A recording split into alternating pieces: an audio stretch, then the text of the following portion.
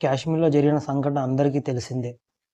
పహల్గామ్‌లో ఉగ్రవాది దాడి జరిగింది. అది కూడా 25 మందిని చంపారు. అది కూడా మతం పేరు కనుక్కొని మరి చంపడం జరిగింది.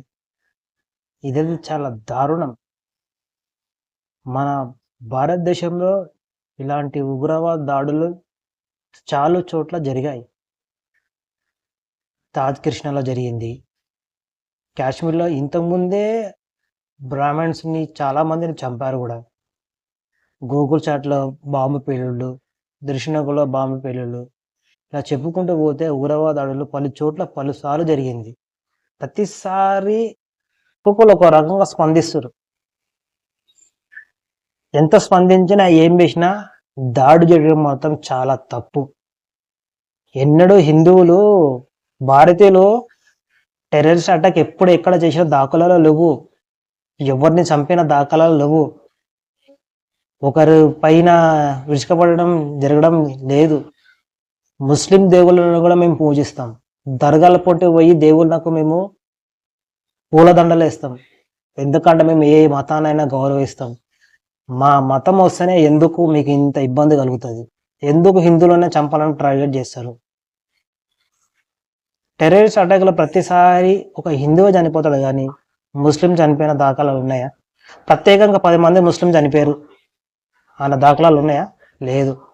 ఖచ్చితంగా టెర్రరిస్ట్ అటాక్ జరిగినప్పల్లా హిందువులే చనిపోతారు. కానీ ఈ పహల్గామ్‌లో జరిగింది మాత్రం చాలా దారుణం. దీనైతే నేను చాలా కఠినంగా దీన్ని ఖండిస్తున్నా. ఇప్పుడు మేము ఇప్పుడు భారతదేశంలో ముస్లిం చనిపోయిన ఇదే విధంగా నిలబడుతుంటేమి. కానీ ఇప్పుడు ఈ మన దగ్గర ఏమైపోయింది, చాలా తక్కువ మాట్లాడుతారు. ఇక్కడ ఇండియన్స్ అనుకున్న ముస్లిమ్సే మాట్లాడతారు తప్ప మిగతా వాళ్ళు అసలు ఏం సంబంధమే లేనట్టే మాట్లాడుతారు. నాకు ఆ విషయం నచ్చలేదు. ఒకటి, పాకిస్తాన్కి నీళ్ళు ఆపేశారు. ఇక జరిగే పరిణామం ఉండలో ఉంటాం. ప్రత్యేకంగా ఒకరిని బాధ పెట్టాలి, ఒకరిని శిక్షించాలని మాకు ఆలోచన ఎప్పుడు ఉండదు. ముస్లిమ్స్ కూడా మేము రిక్వెస్ట్తోనే మాట్లాడతాం. భయ్యా అని అంటాం, అన్నా అని అంటాం. ఇంకోటి, ఏదైనా చిన్న యాక్సిడెంట్ అయితే 10 మంది ముస్లిమ్స్ గెట్ టుగెదర్ అయిపోతారు. చూస్తారు. వాళ్ళోడు అయితేనేమో ఓ రెచ్చిపోతారు. అదే ఒక హిందూ వాళ్ళని ఉన్నారు అనుకో, జాందో బాయ్ జాందో జాందో జాందో ఓకేనా జాందో జాందో అంటారు. అవి అయితే చాలాసార్లు నేనైతే చూసిన. అందుకే ఈ టైంలో మన భారతీయులు అందరూ ఒకటి కావాలి. భారతీయులు ఒక్కటై ఉండాలి. అది ముస్లిం అయినా సరే, క్రిస్టియన్స్ అయినా సరే, హిందూ అయినా సరే.